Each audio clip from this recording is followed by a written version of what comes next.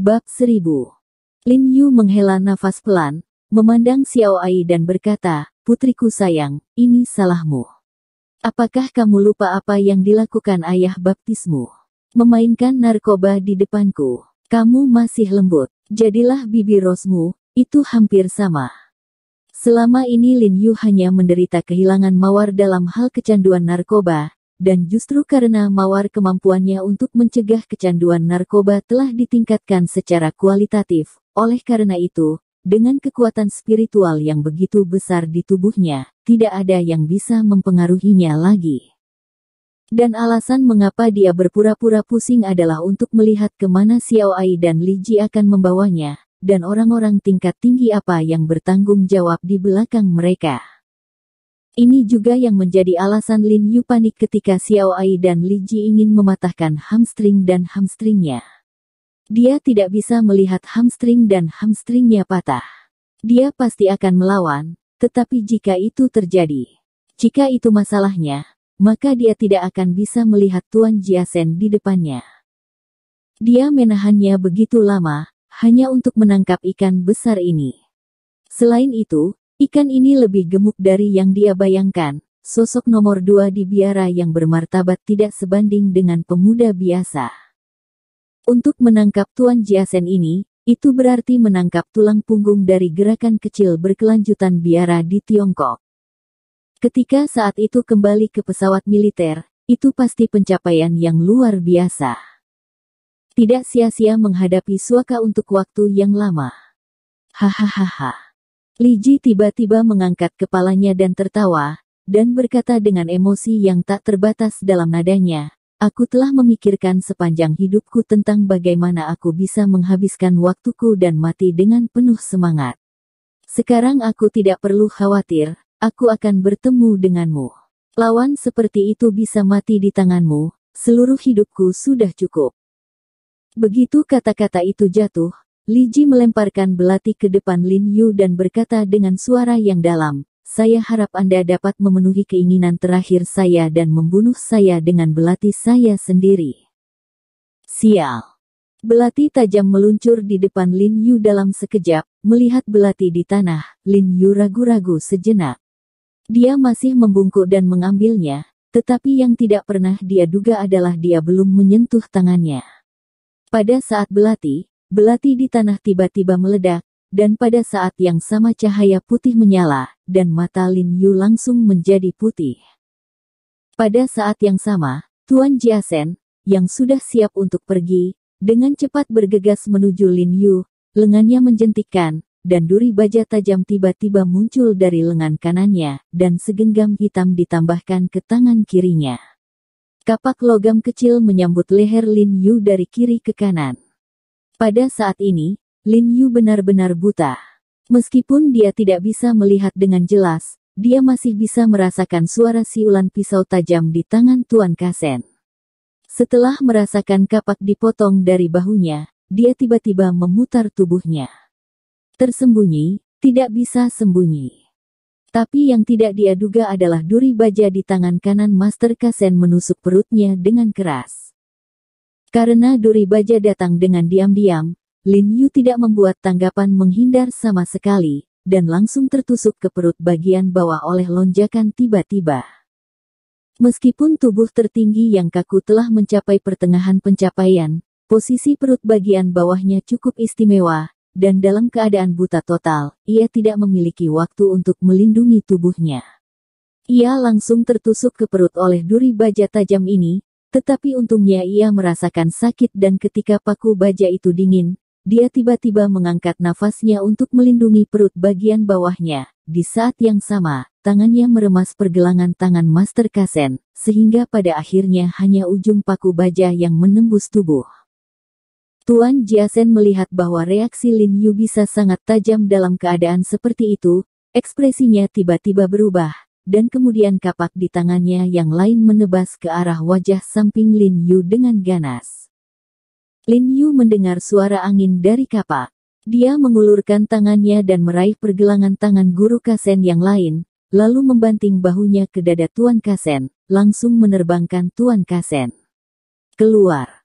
Pada saat ini, Penglihatan Lin Yu telah pulih sedikit, membuka matanya dan melirik ke arah Lord Kasen, menilai perkiraan lokasi Lord Kasen, tetapi hanya bisa melihat sosok kasar dengan jelas.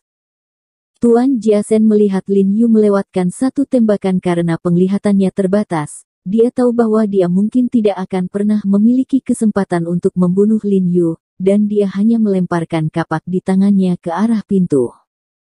Ledakan. Dengan suara yang teredam, kapak menghantam pintu yang berat, dan kemudian pintu dibanting hingga terbuka. Tiba-tiba 3 sosok bergegas masuk dari pintu, pengurus rumah tua, pengasuh dan pria rompi hitam tadi. Lin Yu menyipitkan matanya dan melirik ketiga orang ini, dengan kasar melihat garis besar mereka, dan tertawa dingin. Aku baru saja melihat bahwa kalian bertiga bukan orang biasa, tetapi mengandalkan kalian bertiga saja tidak cocok untukku. Ketika dia memasuki pintu barusan, dia menemukan bahwa ketiga orang ini tidak sederhana, tetapi dibandingkan dengan dia, masih ada celah yang sangat besar, bahkan jika ketiga orang ini bekerja sama, atau bahkan menambahkan Xiao Ai dan yang lainnya, mereka mungkin bukan lawannya. Inilah mengapa dia berkata pada Scar Woman di awal bahwa jika Scar Woman melakukan tangannya, semua orang di ruangan ini yang akan mati. Ayo bersama, bunuh dia untukku.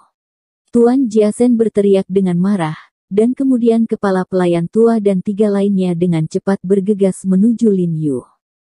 Aku tidak percaya, kami berempat tidak bisa membunuhmu. Tuan Jiasen mendengus dingin, dan kemudian duri baja di tangannya menghantam Lin Yu. Duri baja itu tiba-tiba terbang keluar, membawa wajah Lin Yu lurus. Kemudian dia tidak mengucapkan sepatah kata pun, berbalik, dan lari dengan cepat. Dia tahu bahwa apa yang dikatakan Lin Yu adalah benar, bahkan jika mereka bergandengan tangan, mereka mungkin bukan lawan Lin Yu, jadi dia meminta ketiganya untuk membantunya mendapatkan waktu untuk melarikan diri. Meskipun mata Lin Yu belum sepenuhnya pulih saat ini, dia masih bisa melihat sosok itu bergegas keluar dari pintu, jadi hatinya tiba-tiba menjadi cemas, menebak bahwa itu adalah Tuan Jiasen yang melarikan diri. Namun, tidak mudah bagi matanya untuk memblokir serangan ketiga orang ini dalam keadaan ini. Hampir tidak mungkin untuk mengendalikan mereka dalam waktu singkat, tetapi meskipun waktunya singkat, Lord Kasen dapat mengambil kesempatan untuk melarikan diri. Lin Yu tiba-tiba panik, saat dia melanjutkan serangan ketiga pria itu, sambil memikirkan bagaimana mengejarnya.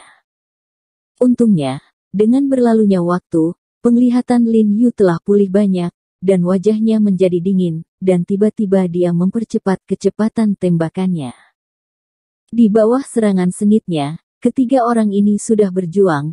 Lin Yu mengambil kesempatan untuk tiba-tiba mengerahkan kekuatan, menusuk perut pengurus rumah tua itu dengan keras, dan kemudian menariknya dengan tajam. Bau berdarah bercampur dengan organ dalam langsung menyelinap. Lin Yu tidak berhenti, belati di tangannya menusuk tenggorokan babysitter seperti kilat, dan kemudian dengan cepat mundur, tubuhnya tersesat ke belakang, menghindari pisau yang dipotong oleh pria dengan rompi, dan beberapa tindikan rapi mengenai pria di rompi itu. Serangkaian tindakan Lin Yu diselesaikan dalam sekali jalan. Setelah menyelesaikan, dia tidak memiliki penundaan sedikit pun. Dia bergegas keluar dari gerbang dengan langkah, tetapi ketika kakinya melangkah keluar gerbang, dia tidak lupa untuk berbalik dan mengguncang belati di tangannya. Belati itu ditembakkan dengan kecepatan tinggi dengan suara keras dari udara, dan menembus dahi Li Ji dengan akurat. Saat ini, Li Ji sudah dalam keadaan setengah lumpuh. Dia gemetar ketakutan saat melihat belati terbang di langit, matanya tiba-tiba melebar, tapi dia tidak memiliki kemampuan untuk menghindar sama sekali. Dia hanya bisa menyaksikan kematian menimpa. Membuka mulutnya lebar-lebar, dia menjerit ngeri, tetapi jeritan itu tiba-tiba berhenti karena belati telah menembus dahinya dengan akurat. Li Ji membuat suara mendesis, melihat ke arah di mana sosok Lin Yu menghilang, matanya penuh keengganan, kepalanya miring, dan dia jatuh ke tanah dengan keras. Ketika Lin Yu bergegas keluar ruang tamu, dia melihat Tuan Jiasen tidak lagi kemana dia pergi. Ekspresinya berubah, dan dia melirik ke kiri dan ke kanan. Hampir menemukan di mana Tuan Jiasen melarikan diri, dia tiba-tiba mendengar di telinganya. Terdengar suara motor yang jelas. Ketika dia membuka matanya, dia teringat akan perahu nelayan yang merapat di pantai. Hatinya terangkat seketika, tubuhnya membungkuk, dan dia bergegas ke area vegetasi dengan kecepatan sangat cepat, dan langsung bergegas ke tepi sungai di luar. Pada saat ini, dia menemukan bahwa perahu nelayan yang diparkir di pantai telah melaju sejauh 10 meter penuh, dan itu melaju semakin cepat. Wajah Lin Yu berubah drastis ketika dia melihat pemandangan ini. Tanpa mengucapkan sepatah kata pun, dia dengan cepat mengejarnya di sepanjang tepi sungai ke arah tempat perahu nelayan pergi. Jika Tuan Jiasen ini lolos, maka kesabarannya selama beberapa bulan terakhir dan semua yang telah dia lakukan akan sia-sia. Tepat ketika Lin Yu mengejar perahu nelayan, sosok hitam berdiri di belakang pagar di buritan, dan berkata dengan dingin kepada Lin Yu, "He Jiarong, ingin menangkapku?" Di kehidupan selanjutnya, dia ingin mengatakan Lin Yu ingin menangkapnya, menunggu sampai kehidupan berikutnya, tetapi sebelum dia selesai berbicara, dia sudah membuka mulutnya lebar-lebar, dan kata-kata itu tiba-tiba berakhir. Karena pada saat ini, dia terkejut menemukan bahwa Lin Yu, yang lebih dari 100 meter jauhnya dari perahu nelayan mereka sekarang, telah bergegas ke perahu nelayan mereka sebelum dia berdiri dan berbicara di buritan, dan segera dia berada di kapal penangkap ikan yang dia tumpangi. Paralel. Lin Yu tidak berbicara, dan saat berjalan berdampingan dengan perahu nelayan, dia membandingkan jarak vertikal antara dia dan perahu nelayan dengan tangannya, dan perkiraan arah dia mengejar perahu nelayan. Meski perahu nelayan di sungai tidak berjalan lambat, itu tidak bisa dibandingkan dengan mobil di darat. Jadi Lin Yu, yang bahkan mengejar dengan mobil, secara alami mengejar perahu nelayan, dan itu mudah. Tuan Jiasen melihat bahwa Lin Yu sepertinya sedang mengukur sesuatu, wajahnya tiba-tiba bingung, dan dia gemetar. "He Jiarong, apa yang kamu lakukan?" "Tuan Kasen, kehidupan selanjutnya akan terlalu lama. Saya pikir saya akan menangkap Anda dalam kehidupan ini."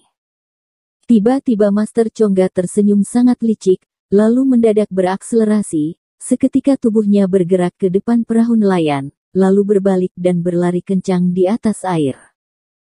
Tuan Kasen sangat terkejut sampai mulutnya lepas. Dia benar-benar berjalan di atas air.